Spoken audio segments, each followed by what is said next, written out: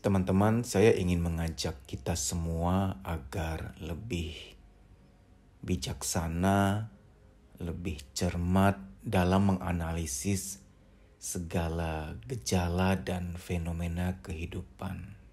Banyak hal, banyak kecenderungan perilaku, pikiran, emosi, fenomena-fenomena yang ada, itu sebenarnya sangat bisa dijelaskan secara psikologi.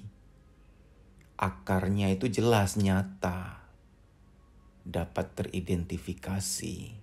Tapi selama ini dipersepsikan, dipandang dari sudut lain yang sebenarnya ujung-ujungnya bukannya dikasih solusi yang pas, malah makin ngawang-ngawang, makin gak jelas, gak ada perubahan. Cara menyembuhkannya, akarnya apa, jangan dibiarkan. Ada wanita yang takut nikah, udah usia sekian dia gak mau nikah. Ini oleh orang tertentu kan dipandang sebagai ada sesuatu yang goib.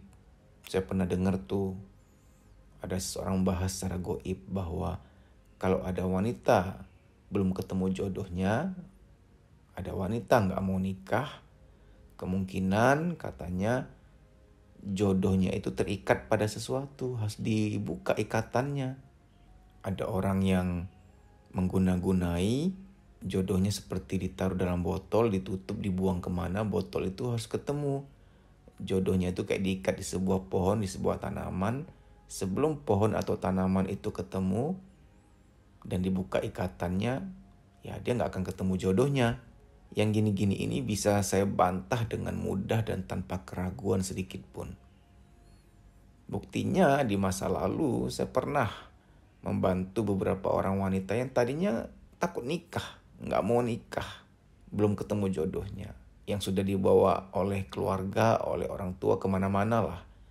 Pergi dibawa ke orang pintar yang sebenarnya gak pintar. Dikeprek-keprek pakai air. Dikeprek-keprek pakai air, kasihan airnya. Nggak ada hasil apa-apa. Setelah saya coaching pribadi, ternyata ya dia ada akar trauma terhadap laki-laki yang berasal dari bapaknya. Waktu dia kecil, bapaknya sering menyakiti ibunya, selingkuhi ibunya, sehingga di alam bawah sadar citra pernikahan rusak. Di alam bawah sadarnya citra tentang laki-laki rusak. Sehingga tanpa sadar dia ada energi, ada frekuensi untuk menolak bersuami, untuk menolak berkeluarga.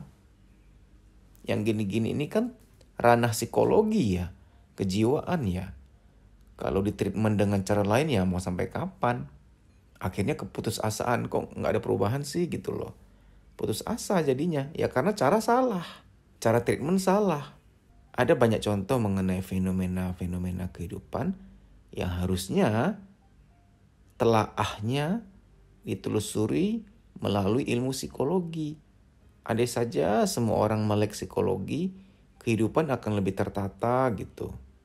Contoh, ada orang yang merasa, kok aku belum sukses ya, kok aku sial, kenapa hidupku gak beruntung ya, kenapa hidupku gak sebaik orang lain ya. Dia udah kerja keras, banting tulang, gak cuma tulang dia yang dia banting, tulang orang-orang lain juga sudah dia banting juga. Kerja siang malam, gelap ketemu gelap. Sudah berdoa juga katanya, sudah mendekatkan diri kepada Tuhan, sudah bekerja keras, tapi kok hasilnya gini-gini aja. Sampai ada loh orang yang, aku lelah berdoa mas, aku capek dekat sama Tuhan, capek sembahyang, tuh gak ada hasilnya.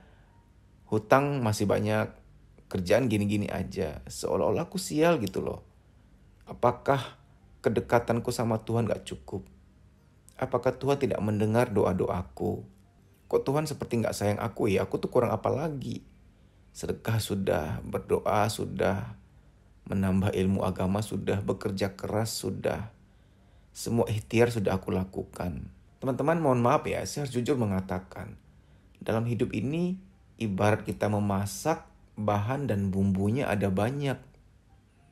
Kita masak tuh gak cuman butuh minyak goreng, butuh materinya, bahannya untuk digoreng. Ada banyak bumbu. Kita butuh bawang putih, bawang merah, butuh garam, mungkin butuh gula, butuh kecap, butuh kunyit, ada banyak. Berdoa, mendekatkan diri kepada Tuhan, belajar ilmu agama itu penting, itu nomor satu. Bekerja keras, berusaha, apa yang bisa dilakukan, lakukan, itu nomor dua. Nah, nomor satu, nomor dua kan bukan satu-satunya syarat, satu-satunya bumbu kehidupan untuk bahagia dan sukses. Ada nomor 3, nomor 4, nomor 5, nomor 6. Ada banyak. Contoh, harus menghormati orang tua. Barang siapa memuliakan orang tua, dia akan dimuliakan. Belajar untuk ikhlas, sabar, memaafkan. Belajar untuk empati, peduli pada orang lain. Tuntutlah ilmu, pelajari banyak ilmu kehidupan, agar manajemen, tata kelola, perencanaan kehidupan lebih baik. Kan ada banyak hal, gak cuma kerja keras dan berdoa saja. Orang yang sekarang yang merasa belum sukses, merasa dirinya sial, saya sangat yakin kalau ditelaah, dibedah secara ilmu psikologi, pasti ada label-label negatif di alam bawah sadar dia yang belum dibuang. Pasti ada label-label negatif di alam bawah sadar dia yang belum dibuang. Waktu kecil, orang tuanya sering mensugesti, melabel dia, mengata-ngatai dengan kata-kata yang negatif. Kata-kata negatif itu terlabel di alam bawah sadar dia, yang tanpa dia sadari itu masih ada. Dan itu energi negatif, itu frekuensi negatif, itu membentuk mental block. Mental block ini, mungkin Anda tidak percaya, dia bekerja di balik layar. Tanpa sadar menghambat Anda dalam banyak hal. Energi jadi kurang positif, perilaku dan sifat Anda tanpa sadar ya, membuat orang lain gak nyaman. Perilaku dan sifat Anda tanpa sadar membuat orang lain gak nyaman. Yang gini-gini namanya alam bawah sadar, Anda gak akan sadar. Orang lain yang akan sadar. Jadi bila Anda ada waktu, Anda meminta orang lain menilai diri Anda, pasti dia akan bilang, sorry ya, aku tuh sebenarnya dari dulu pengen ngomong, kamu tuh begini. Kita akan terperangah. Iya, aduh masa sih, ya ampun. Gitu ya. Kita baru sadar, ini adalah dark area, sisi gelap kita yang kita sering gak ngeh. Tanpa sadar gitu loh. Sayang ya kalau kita semua melek psikologi, tentunya kita lebih bisa telaah akar lalu cari solusinya. Gak semua itu bisa dibahas secara mystical, goib. Contoh ada orang yang suka marah-marah, mudah tersinggung. Nah ini kan kalau dibawa ke orang pinter yang sebenarnya gak pinter, diterjemahkan, wah dia kesambet nih, ada sesuatu nih, ada jin di dalamnya. Saya bukannya tidak percaya adanya keberadaan jin, ya ada, tapi orang yang suka marah-marah, itu pasti di alam bawah sadarnya ada insecure, ada ketakutan, kemarahan terpendam. Konversinya apa? Perwujudan keluarnya apa? Berupa agresi, nyerang-nyerang orang, marah-marahin orang. Biasanya ada 2 akar yang paling mungkin. Satu, waktu kecil dia ada teladan yang tidak baik. Ada orang tua atau siapa orang rumah yang suka marah-marah.